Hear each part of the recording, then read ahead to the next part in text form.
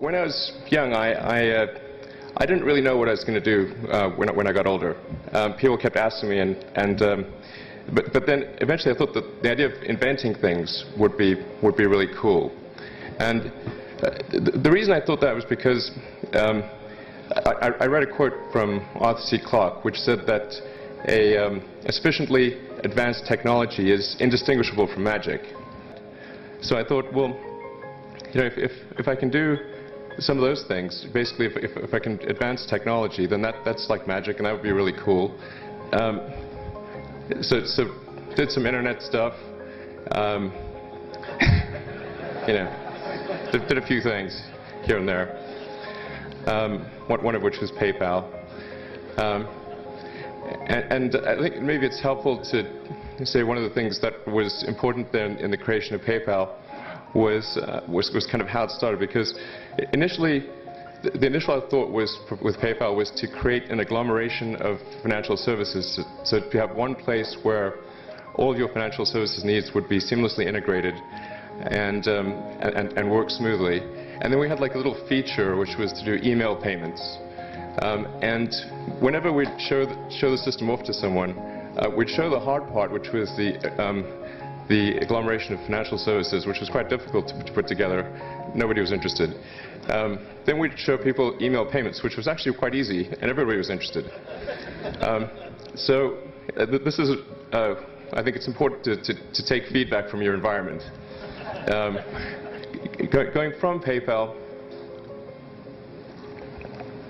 I thought, well, what are some of the other problems that are likely to most affect the future of humanity? I think the biggest terrestrial problem we've got is sustainable energy, but the production and consumption of energy in a sustainable manner. If we don't solve that this century, we're in deep trouble. And then the other one being the extension of life beyond Earth to make life multiplanetary. So that's the basis for. The latter is the basis for SpaceX, and the former is the basis for Tesla and Solar City. So I actually went to Russia 3 times to look at buying a refurbished ICBM, because that was the best deal. And I can tell you it was very weird going there in late 2001, 2002. Going to the Russian rocket forces and saying, I'd like to buy 2 of your biggest rockets, but you can keep the nuke. That's a lot more. They thought I was crazy, but I did have money, so that was okay. So after my 3rd trip, I said, okay, well, what we really need to do here is try to solve the space transport problem, and started SpaceX. This was against the advice of pretty much everyone I talked to. One friend made me sit down and watch a bunch of videos of rockets blowing up. Let me tell you, he wasn't far wrong.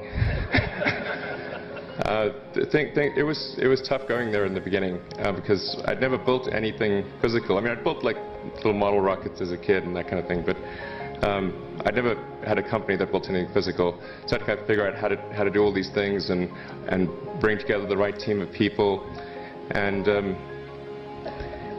so we did all that and then failed 3 times. It was tough going, but we learned with each successive flight, and were able to eventually with the 4th flight in 2008 reach orbit. And that was also with the last bit of money that we had. So thank goodness that happened. I think the saying is 4th time's the charm.